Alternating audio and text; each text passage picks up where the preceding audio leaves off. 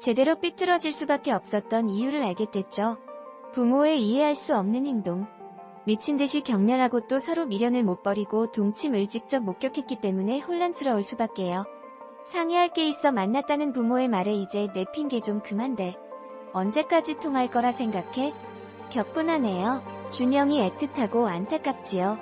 예림이 아프다는 소식을 전해 듣고 걱정되어 들린 재혁은 말투에 진심이 묻어납니다. 아플 때 찾던 티라미수를 들고 오는 길이 행복해. 해줄 게 있는 게 행복했다고 이제야 조금씩 서로를 향한 사랑을 확인합니다. 둘 사이의 온도가 사뭇 달라진 게 보이죠?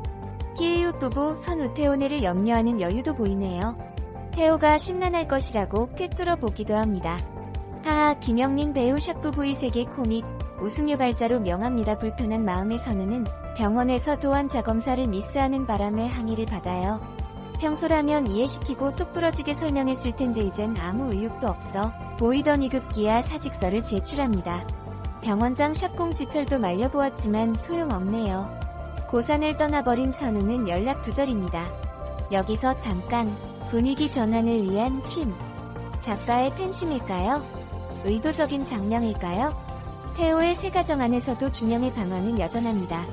준영을 돕기 위한 명목으로 다경은 유명 청소년 상담가 이학도 잡고 여회장의 도움을 받기로 해요. 너무 앞서가는 다경의 제안에 잠시 당황하지만 이내 꼬리를 내리는 태호. 다경은 자기만의 방식으로 힘을 내봅니다. 하나씩 제자리를 찾아가고 있어. 이제부터 우린 완벽할 거야. 그녀의 바램대로 순탄히 흘러갈까요? 선우는 고산병원에 사직서를 내고 마강석 선생을 찾아 내려와요. 바람 쐬러 왔다지만 안색이 좋지 않고 초췌한 그녀 모습에 많이 힘든 상황임을 감지하죠. 선우가 들릴지도 모른다는 김윤기의 연락이 있었나봐요. 마 선생이 그에게 상황을 전하죠. 선우가 무사하다는 소식에 안도하는 김윤기 내심 걱정하고 그녀를 위하는 마음이 전해집니다. 연락이 되지 않는 선우를 걱정하는 또 한 남자. 이태호 죽일 듯이 달려들던 그의 심경 변화가 확실히 전해지죠. 지키고 싶었던 모든 것을 놓쳐 낙담하는 선우에게 마 선생은 마음을 내려놓으라고 충고해요. 집착하지 말라고. 제가 못 견디겠는 건 아이가 절 미워한다는 거예요. 나 하나 없어지면 모두 편해질 거예요. 선우의 자주 섞인 말투가 의미심장하죠. 그늘진 얼굴에 깊은 상심이 보이고요. 지난밤 지쳤다는 선우 말이 신경 쓰여 숙소에 들린 마 선생은 그녀가 이른 새벽 나갔다는 얘기를 듣죠. 불길한 생각에 윤기에게 연락하고 급하게 그가 내려가요. 우연히 선우에게 문제가 생겼음을 들은 태호도 뒤따라 움직이죠. 그 시간 선우는 반쯤 넋이 나간 표정으로 바닷가를 찾아요. 멍하니 바다를 바라보다 외투를 벗고 웃는 듯 우는 그녀. 바다로 걸어 들어가 거센 파도와 함께 물속으로 사라집니다.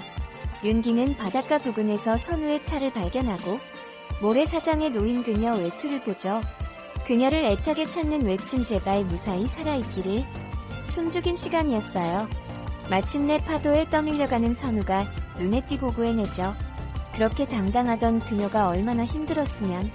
지치고 힘든 모습에 눈가가 촉촉해졌어요. 정신이 들어 오열하는 그녀의 아픔이 고스란히 전해져요. 그런 선우의 모습을 멀리서 바라볼 수밖에 없는 태호도 가슴 아파해요. 다경은 준영의 학폭을 잘 마무리하고 자차 의원 해당인의 가족을 초대하고 잠시 딸 제니를 보러 2층에 올라갔죠.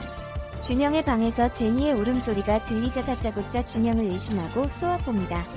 너 제니한테 무슨 짓 했어? 때렸니? 다 해줬잖아. 내가 어디까지 봐줘야 하냐고 널.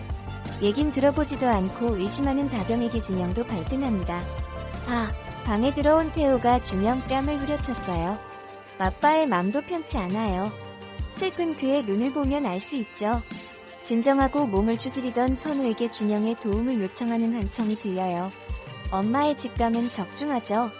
수화기 너머로 흐느끼는 준영의 목소리. 미안한데 엄마 나 좀 데리러 와주면 안 돼? 금방이라도 쓰러질 것 같았던 엄마는 대충 옷을 걸치고 준영에게 갑니다. 집에 찾아온 선우를 보고 놀란 다경 가족들. 준영을 찾으러 왔다는 얘기에 폭발하는 다경. 준영은 집 앞 엄마에게로 뛰쳐나가요. 소리치고 울부짖는 다경. 내가 얼마나 노력하고 애썼는데 저 여자가 망치게 둘 순 없다고. 노력은 가상했지만 시도나 의도가 불순했죠. 준영에 대한 집착이 망쳐놨다고. 자신이 잘 마무리하고 있었다고. 선우에게 소리치는 다경. 그녀의 불안함이 엿보이자 역공합니다. 솔직해지자. 우리 준영을 위해서가 아니라 내 결혼, 내 가정을 지키고 싶었던 거잖아. 부부에 대한 소회를 한 수 알려주자. 본인의 결혼은 다르다는 다경. 안 되겠구나 너. 생각했는지 지선 우한방 크게 내뱉습니다. 이태호 나랑 잤어. 남의 가정을 깨뜨리고 남의 눈에 눈물 나게 했으면 반드시 그 벌을 받는 것이 정설이죠. 앞으로 남은 이해 그들의 지독한 싸움은 어떤 결말을 맺을지 부부의 세계 15회이고 남겨보아요. 상의할 것도 있고 떠나려면 정리할 것도 있어 선우의 집에 갔다고 준영에게 말하는 태호. 하지만 준영은 자신이 아무것도 모를 것 같냐며 자기 핑계 좀 대지 말라고 화를 낸다. 그날 밤 일을 준영이가 알고 있자 충격받은 선우와 태호. 선우는 준영이 마음 잘 살펴주고 더 다치지 않게 더 아프게 않게 해달라며 태호에게 준영을 맡긴다. 이때 이미 떠날 결심을 한 선우. 예림이 아프다는 걸 명숙에게 듣고 찾아온 재혁. 예림이 아플 때 먹었던 티라미슈도 사갖고 왔다. 지치지도 않냐는 예림의 말 예림에게 해줄 수 있다는 게 좋아서 행복하다는 재혁이다. 복통으로 인해 찾아온 선우의 환자. 전날 선우가 과민성 대장 증후군으로 처방을 내렸지만 낭종의 혹이 있어 복통이 심했었던 것. 산부인과 진료를 받아보라 권했지만 흘려들은 환자. 하지만 선우는 자신 때문에 아파서 온 환자의 보호자에게 죄송하다며 사과하고 명숙은 함부로 죄송하다고 사과하지 말라며 충고해준다. 선우 앞에서 대신 자신이 선우의 대변인 노릇을 해주며 선우를 지켜준 명숙. 정말 착해진 명숙. 맘에 쏙 든다. 준영은 학원도 과외로 바꾸고 외출할 때 허락받고 나가라는 다경의 말이 외출 금지나 다름없다며 기분이 상한 준영. 태호는 준영이가 안정될 때까지 내버려 두자고 하지만 다경은 도벽은 치료를 해야 한다며 자신에게 맡기라고 한다. 불안한 준영을 안정시키고 화목한 가정을 만들려고 노력하는 다경. 노력하는 다경에게 고마운 태호. 이제부터 우린 완벽할 거라 생각하는 다경이다. 선우는 갑작스레 병원에 사직서를 내고 마 선생이 있는 병원으로 간다.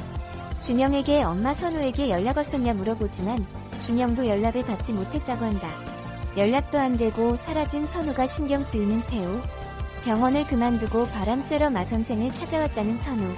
마 선생은 그런 사실을 윤기에게 전한다. 선우와 연락이 되지 않자 명숙에게 전화를 건 태호는 선우가 병원에 사직서 낸 사실을 알게 되어 선우의 집으로 찾아가지만 아무도 없다.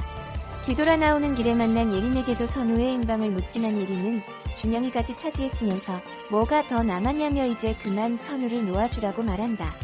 아이가 자기를 미워한다는 게 제일 못 견디겠다며 그 마음만 돌릴 수 있다면 뭐든 할 수 있을 것 같다는 선우다.